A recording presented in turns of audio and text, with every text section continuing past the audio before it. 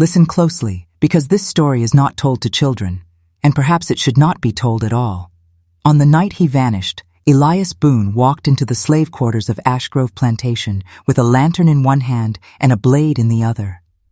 By dawn, the door stood open, the air colder than death itself, and only his hat remained, bloodied, crushed, and placed neatly in the center of the stone floor. What happened inside that sealed building was never spoken aloud by those who survived.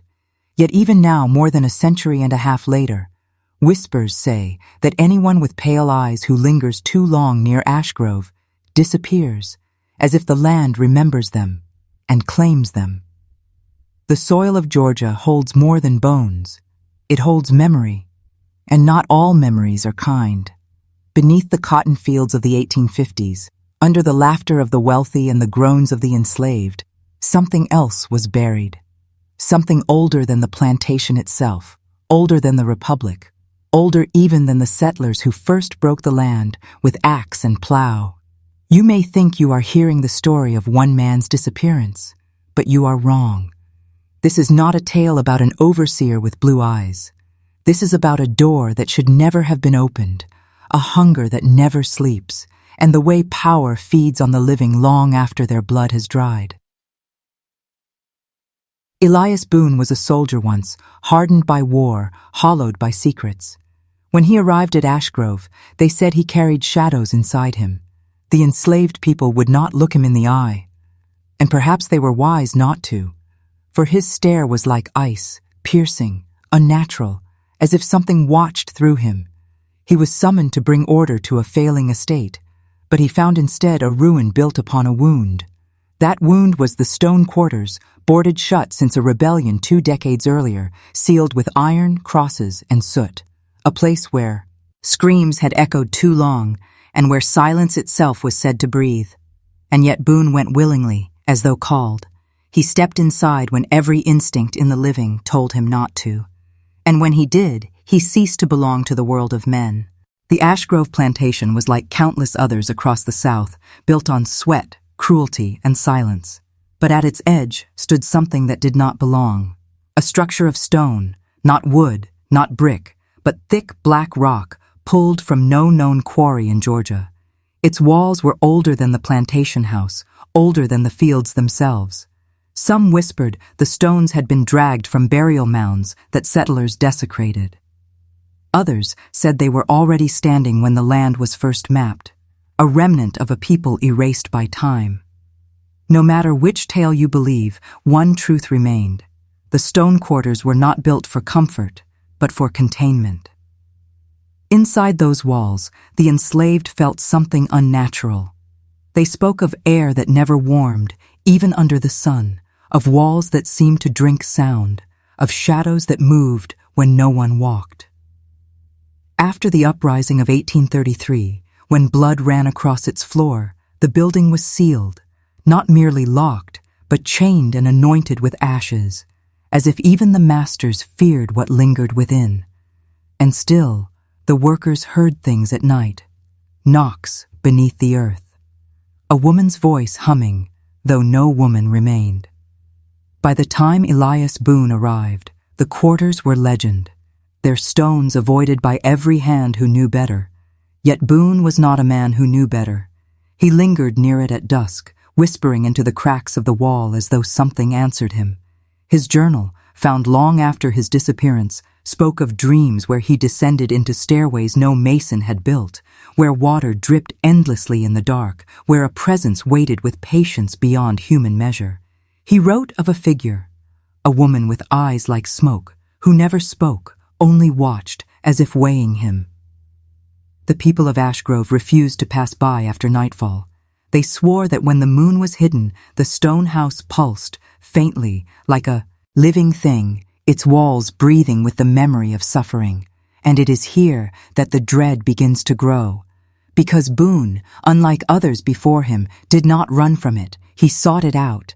He studied the carvings etched into its lintels, symbols that matched no scripture, no book of man, symbols that looked more like warnings. He traced them with his fingers until the skin cracked and bled. When a man hungers for power, he will put his hand even on the mouth of hell. By the late summer of 1856, Elias Boone was no longer just an overseer. He had become a sentinel to something unseen. At night, his lantern could be seen drifting across the yard, always stopping before the chained door of the stone quarters. He stood for hours, unmoving, as if awaiting orders whispered through the cracks. Those who watched from the shadows claimed he murmured to the stones in tongues they could not place, not English, not the languages carried from Africa, not prayers of any church. His voice was low, rhythmic, coaxing, like someone soothing a restless animal or feeding it. The workers whispered that he carried things into the night. Small bundles wrapped in cloth, buried beneath the doorway, each marked with strange chalk. When he returned, his boots were damp with soil, though it had not rained. And every time he performed these midnight errands, the plantation awoke to signs that made even the hardened shudder. A crow fell dead from the sky, with its eyes missing. A mule was found twisted in its stall, neck broken as if by unseen hands. Children woke with bruises shaped like fingers, though no one had touched them. The master confronted him once, demanded to know why the chains had been found loose in the morning, though no key had been used.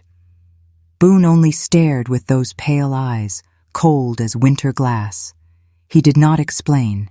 He did not need to. For even the master felt it, the sense that this man was no longer his servant, but in league with something that commanded both of them. And then came the journal entries, scrawled with an unsteady hand. He wrote of being called by name in the darkness, of stone steps descending into an underground chamber that could not exist, yet pressed itself into his dreams until he woke with dirt beneath his fingernails. He wrote of a woman with smoke for skin who stood behind the walls, watching him with patience and hunger. He called the place she, not a building, not a ruin, a presence. She is not asleep, he wrote. She waits for the right key. The enslaved prayed harder. The master drank deeper. But Boone began to sharpen a curved blade he had no reason to own, muttering that every lock eventually breaks if the hand behind it is strong enough. The land had claimed overseers before, but never one who offered himself willingly.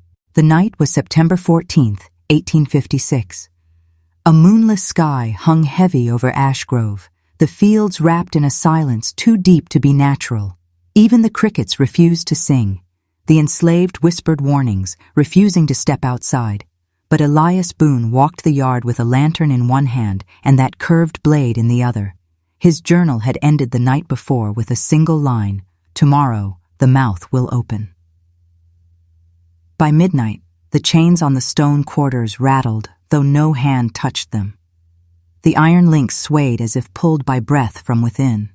The workers who dared peek from their shacks swore they saw a glow leak through the cracks. Not the glow of fire, but something colder, pale, like moonlight under water. Boone stood before the door, muttering words no one understood, his voice swallowed by the stones until the sound seemed to come back doubled, as though he were speaking with another mouth. Then came the screams, not human, not fully. A layered sound, hundreds of voices pressed into one, as if every soul who had suffered inside those walls cried out in unison. The ground trembled, dust rained from the rafters of the big house, animals broke their tethers and ran into the fields. Still, Boone did not falter. He pressed the blade to his palm, smeared blood across the carvings above the doorway, and the glow flared so bright it seared the eyes of all who watched. The master tried to intervene. He staggered from the porch, pistol drawn, shouting Boone's name, but the pistol misfired, the powder hissing out with no spark. Before he could reload, the door gave way, not swinging open, but dissolving, melting into shadow that spread outward like smoke. And Boone stepped into it, lantern raised, as if walking into a cathedral made of night. The workers swore he was not alone, that a figure followed just behind him, taller than any man, a woman's shape, but stretched apaye, and indistinct, her head bent low to pass the frame. Her hands, too long, brushed the stone as if in greeting. And then the door closed. Not slammed, closed. The glow died. The rattling ceased. The silence returned. Boone was gone. At dawn, the chains hung exactly as they had before, fastened and unbroken. Only the curved blade lay in the dirt outside, slick with something that looked like blood, though it turned black and powdery when touched. Elias Boone had vanished, but the quarters no longer felt asleep. The morning after Elias Boone vanished, Ashgrove was not the same. The air clung thick and heavy, as though the fields themselves were holding their breath. Workers refused to go near the stone quarters. They claimed the walls bled dew though the morning was dry, each bead of moisture running downward instead of up, as if the building drank from the sky. The master ordered men to investigate. They lasted less than an hour inside before stumbling out, pale and trembling, swearing the rooms were larger than before, corridors stretching where no corridors had ever been. One man claimed he saw Boone, sitting in the shadows, smiling with his mouth sewn shut. Another vomited black bile that burned the grass where it landed. They would not speak further. By sundown, both had fled the plantation without their wages. Livestock began dying without cause. Chickens stiffened in their coops, eyes glassy as if frozen mid-scream. A horse collapsed in the yard, ribs caved in as though something had pressed from above. Children woke crying, their skin marked with shapes that looked like letters, though none anyone could read. The master tried to explain it away. Plague, coincidence, hysteria. But he too was seen wandering the halls at night, muttering Elias Boone's name like a prayer or a curse. The journal was discovered days later, hidden beneath a floorboard in Boone's quarters. Its final page bore no words, only a crude charcoal sketch of the stone house. But the sketch was wrong. Impossibly wrong. It showed staircases winding downward, beneath the earth, doorways within doorways, and at the center, a circle of figures kneeling before a throne that was not built of wood or stone, but of bodies bound together, their mouths open in silent scream.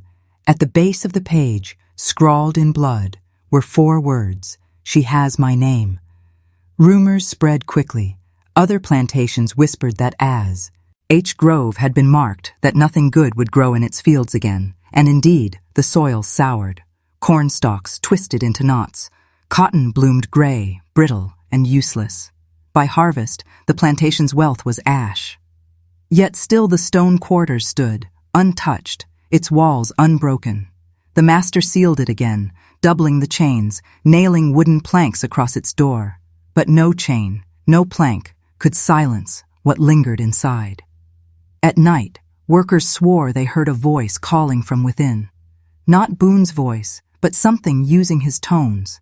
A voice too close, too familiar. Begging, "Open the door." The quarters were no longer legend. They were alive. By October, the plantation was a place of dread. The soil would not yield. The air reeked of iron, as though storms brewed underground instead of the sky. Workers grew restless, whispering that Elias Boone had not vanished but been swallowed, and that whatever had taken him was still hungry. The stone quarters pulsed at night, a faint throb like the beat of a buried heart, rattling windows and shaking cups from shelves. Then came the first blood. An overseer named Caro disappeared while making his rounds. At dawn, only his hat was found outside the stone house, split clean down the middle as though struck by a blade sharper than steel. No body, no tracks, nothing. The master dismissed it as desertion, but the others knew better. They had heard Caro scream in the night, a sound that rose and fell, as though his lungs had been pulled from his chest while he yet breathed. The enslaved begged to be moved from the land, to be sold anywhere else, even to harsher chains, but no buyer would take Ashgrove's people. Word had spread, the plantation was cursed. No man wanted its tainted harvest, no woman its poisoned soil. Ashgrove was left to rot with its captives still bound to it. The master, desperate and drunk, turned to fire. He ordered the stone quarters burned to ash. Torches were thrown, oil splashed across the black rock, but the flames did not take.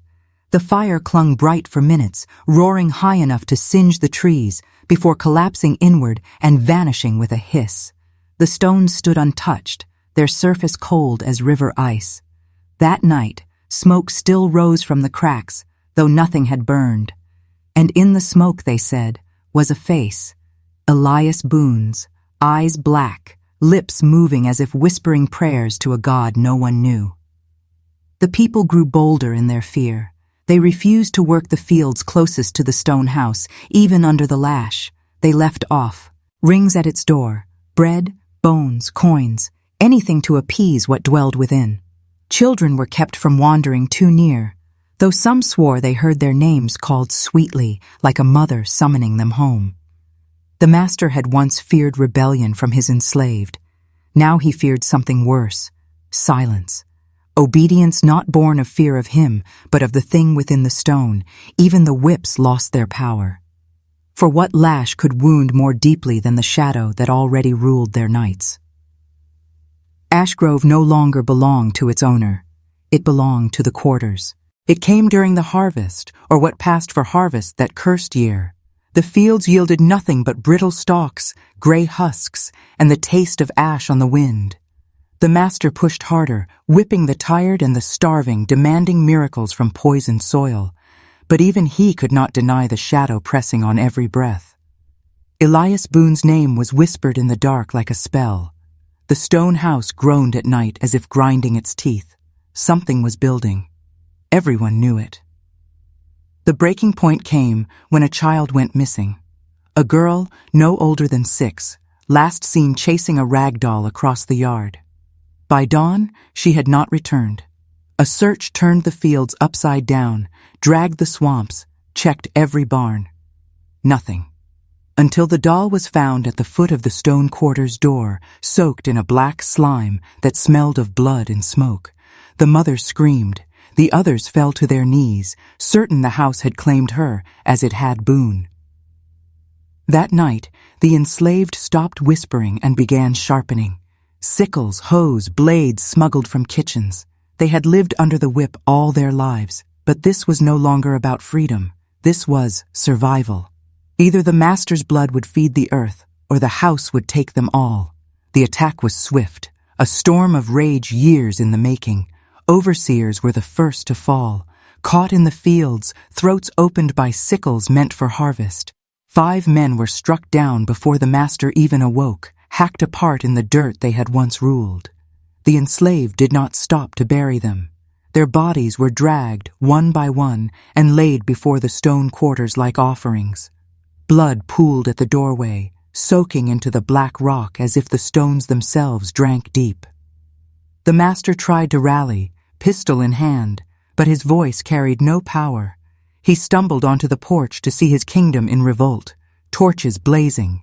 His tools turned to weapons, the quarters glowing faintly with a light that answered the slaughter. When he raised his pistol, it misfired again, just as it had the night Boone vanished. His fate was sealed. They dragged him screaming across the yard, his words lost in the thunder of footsteps and cries. Some said his pleas turned into laughter, too wild to be human, as if another voice had slipped inside him at the end. By dawn, Ashgrove was awash in blood. Overseers gone, the master gone, but none of it felt like victory. The stone quarters hummed with a low vibration, the glow seeping from its cracks now steady, pulsing, as if the house itself had been fed to life by the slaughter. The uprising was theirs, but the house had claimed the feast. The people stared at the doorway, knowing they had traded one master for another. The sun rose over Ashgrove on a silence thicker than death. Smoke drifted from the fields, black against the sky, the stench of blood heavy in every breath. Overseers lay butchered in the dirt, the master gone into the house of stone, his screams swallowed whole. The enslaved stood free of their chains, yet none felt freedom. Their eyes turned again and again to the black walls, slick with dew that shimmered red in the light. It looked less like water and more like sweat, the sweat of something waking. For 3 days, no one dared approach. The fields were abandoned. The big house was empty.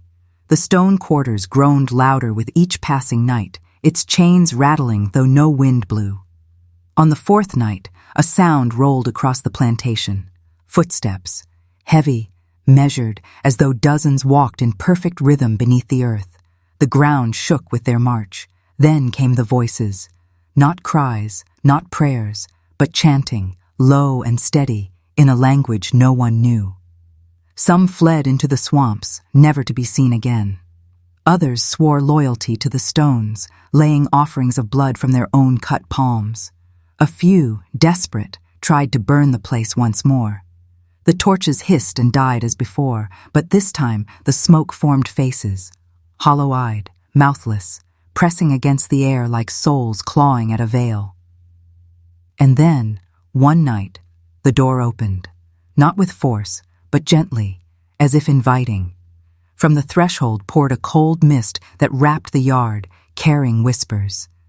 Those who stayed behind said they saw Elias Boone within, seated on a throne of shadow, his face stretched long and pale, his eyes hollowed out like windows.